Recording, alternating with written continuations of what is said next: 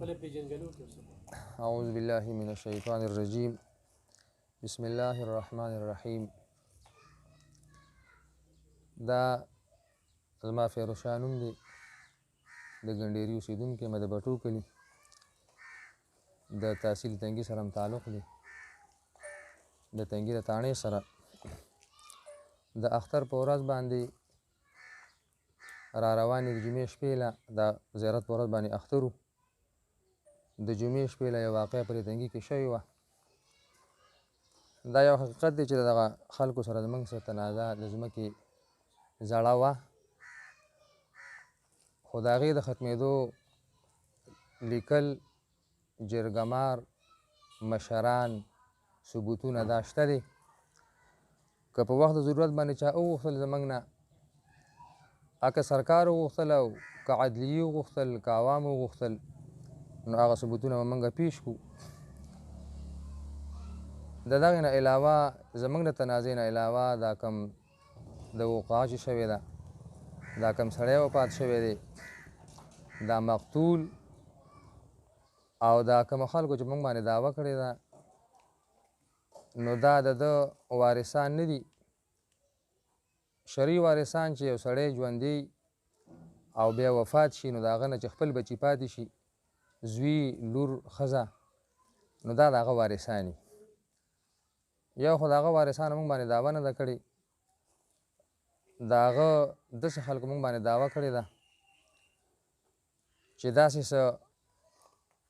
حال احوال شته دی چې دا کار هغوی په خپله باندې کړي. خو موږ دا ګوته په چا باندې نه اوچتو، موږ صرف خپله بېګناهي ثابتو، خپله خبره په دې موقع باندې کوو چې موږ د دې خبرې نه ناخبره یو.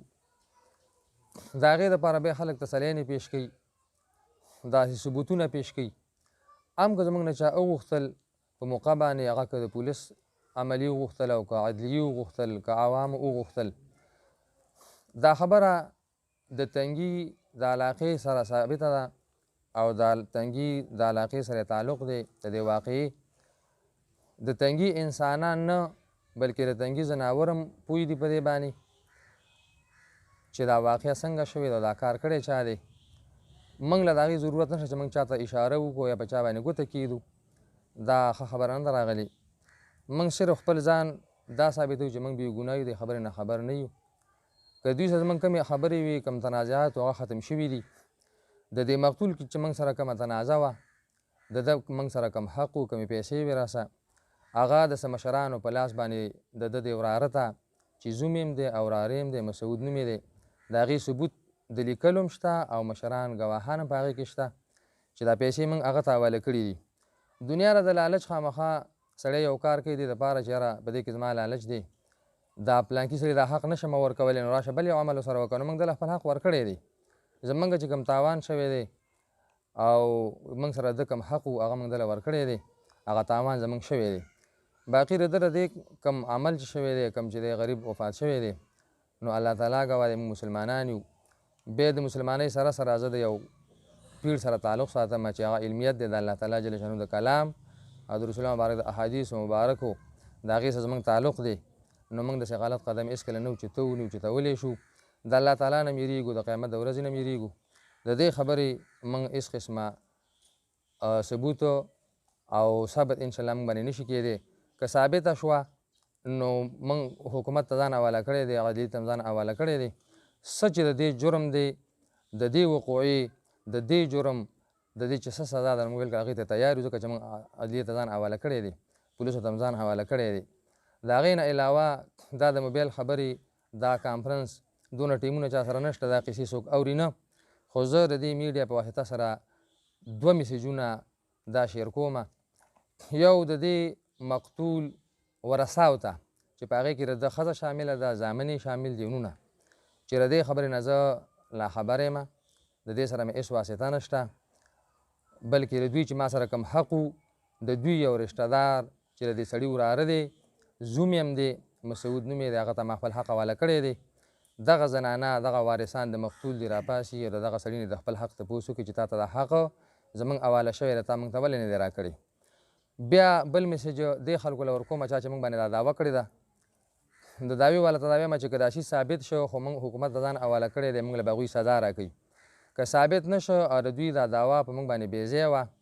نو د دوی سره بیا زما خپل کاري د دې وجې نه بس هغه کې هر څنګه خبره راتلی شي دوی د خپلې دعوې نه باز راشي واپس دي شي او په هغه چارې دعوه وکړي چې څنګه دوی ته پته ده زه دې وخت کې دا خبره پټه نه ساتم چې دوی ته پته نه لګي څنګه چې دوی ته پته ده او څنګه د دوی په علم کې ده چې دا کار څنګه شوی دی او چا کړی دی هغه سړي ته د حقیقت ته ځان ورسوي که ورور یې وایي چې زما دا ورور چا وژلی دی نو دا ورور دی قاتل ته ځان ورسوي که وراره وایي نو وراره خو په خپله پوه دی چې دا کار چا کړی دی نو هغه دې په دې خپل باندې لاس کېږدي او په خپل ځای باندې صبر وکړي چټي خلک بې ګناه دي د ځان سره نه شرموي موږ د میډي په واسطه باندې دا دوه میسجه چې یو د دې مقتول اصلي ورثاو ته چې ستاسو موږ سره کوم حق و هغه موږ ستاسو د کس ته حواله کړی دی په هغې کې جرګه شته مشران شته زموږ د مسلمانانو په دوه قسمه باندې تسلي کېږي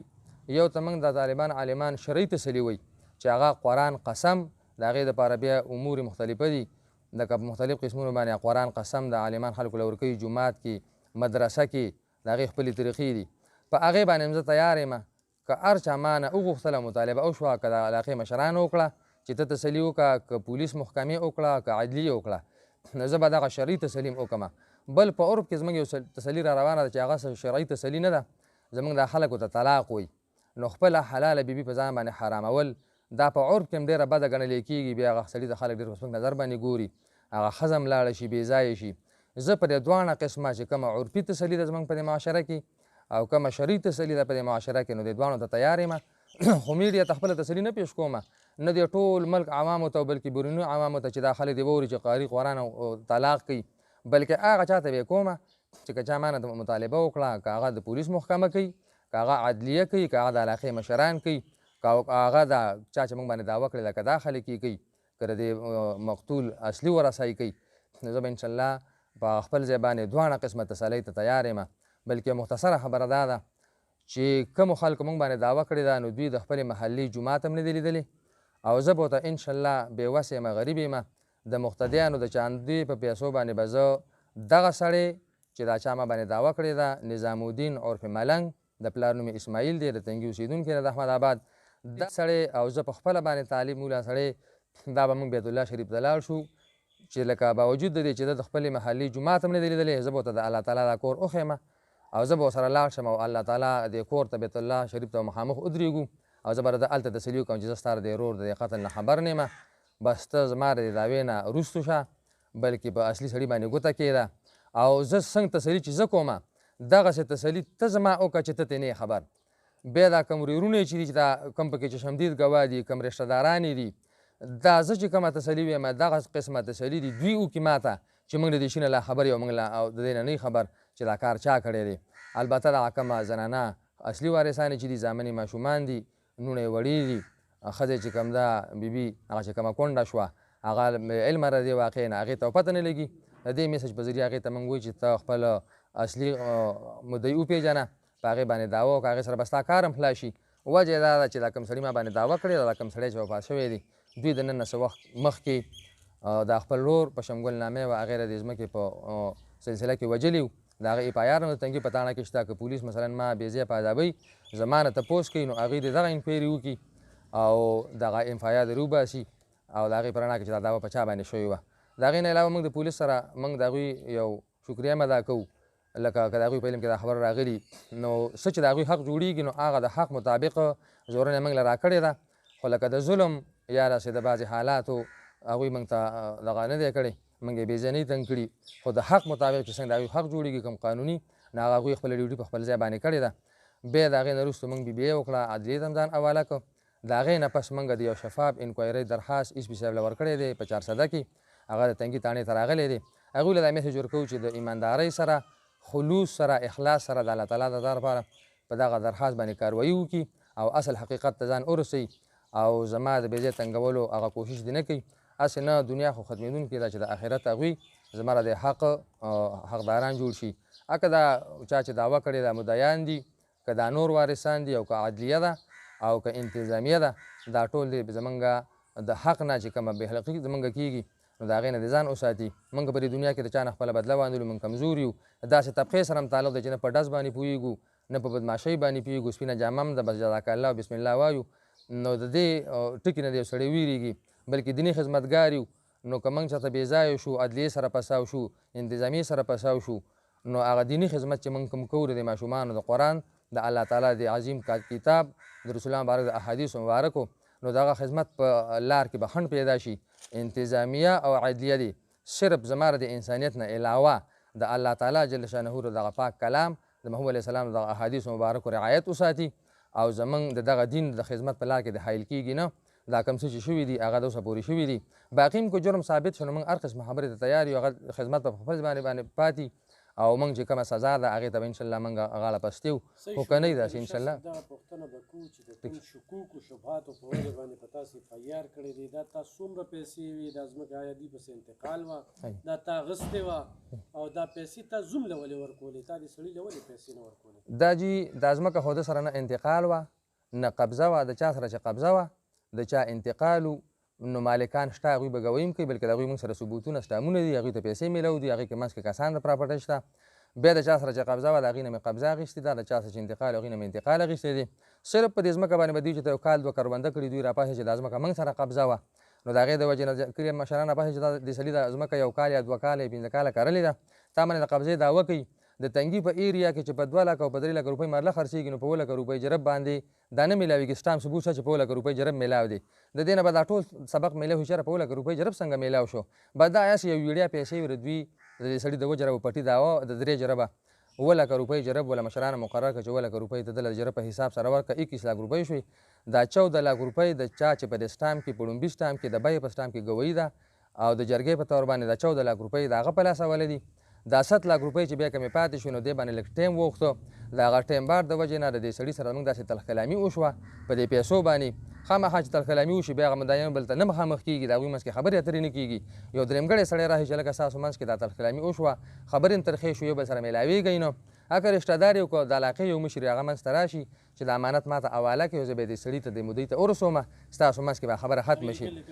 نو د هغه نه موږ هغه لیکل واخیستل د څو مشرانو په واسطه، بلکې دا چې د علاقې مشرانو هغه که یو وي که دوی بلکې 4 کسان دي د تنګي د علاقې سره دوی ګاونډیان دي، هغې سره تعلق دی، هغوی په خپل ځای باندې خپله تسلي کوي انشاءالله چې موږ د قاري صاحب باندې د 2 لکو روپو د ټایم بار د وجې نه چې دا